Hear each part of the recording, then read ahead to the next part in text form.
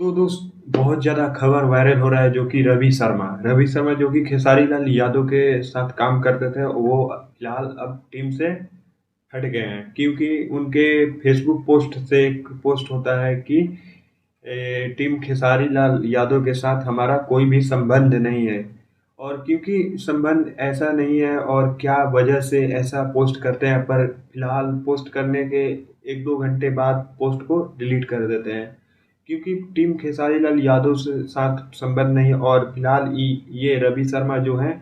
कि पंकज सिंह जो कि खेसारी लाल यादव पर बेटी पर गाना गाए हुए थे, और वो उनको पकड़ने में हाथ सबसे ज़्यादा रवि शर्मा का था क्योंकि उनके प्रशासन के साथ बहुत ज़्यादा संबंध है, और प्रशासन के साथ और रवि शर्मा खेसारी लाल का राइट हैंड माने जाते हैं जो कि फिलहाल अभी काम कर रहे हैं टुनटुन लाल यादव के साथ। और इनके अपडेट अभी आया नहीं कि क्यों ये खेसारी लाल यादव के टीम के साथ काम नहीं करना चाहते हैं। वो फिलहाल अपडेट अभी तक नहीं आया है।